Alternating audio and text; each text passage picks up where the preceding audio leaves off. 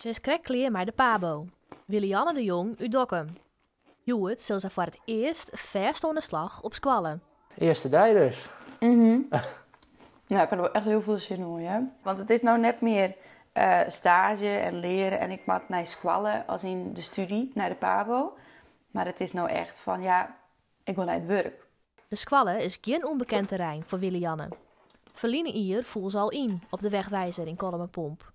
Van zenuwen dus geen sprake. Als ik bijvoorbeeld nou naar een hele oren squallen begin, naar een hele oren basissquallenstichting, hiet misschien een oorverhaal best. Maar hier, ik hier mijn mailadres al en ik ken het personeel al en de ben hier al. Dus het viel nou een beetje een verlengde van stage of zo. Verderop, bij de Teun de Vrieskwallen in Vinworden, rint het plein al vol. Directrice Tineke Vogels die de band al op te wachten zijn bij het stek. Ze zijn nooit betiet, 20 uur achter wie de meesten hier al. 6 weken is best wel lang, ze zijn natuurlijk al wel op vakantie geweest en zo. Maar dan hebben ze ook wel weer zin om hun vrienden en vriendinnen te zien. En de meester en juf. En de mast doet van de squallen aan. Hast je wat zin hoor? Ja, En waar hast je zin hoor? naar groep 2. Zit je naar groep 2 ta? Wat zit al je doen in groep 2? Wist dat al? Nou, allemaal schrijven ook.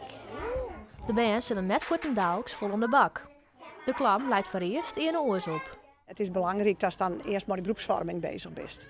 Van nou, wat voor band hebben we in de groep? Ja, een heel soort kinderkoor wel, maar je bent ook een aantal nieuwe band bij. Dus je krijgt toch wat een oren groepsamenstelling. Dus een soort spultjes en energizers. En het leren is iets minder belangrijk, maar de groepsvorming is het belangrijkste. Ik noem dit het van alles mapje. Want het hele jaar komt hier van alles in. Er binnen intussen een safvolle band op de Teun de Vrieskwallen dat er Aroen de Simmer een nij lokaal bijbouwd is. Op de wegwijzer in Kolmerpomp is het lied skaliger. Maar dat zwaar het werk voor orenuitdagings. De bovenbouwjuf in groep 7 en 8, die is helaas ziek. Dus het werd opvang. Terug us, terug de onderbouwjuf en terug mij. Dus er zit ook gelukkig maar 8 bij in. Dus ik heb jouw bandje erbij straks. En dat dan op de eerste dag? En dat op de eerste dag. Klopt. Nou ja, maakt het nog net spannend genoeg of zo? Nee. Oren klaar om te luisteren, mondje dicht, lichaam stil en verstand op volle kracht.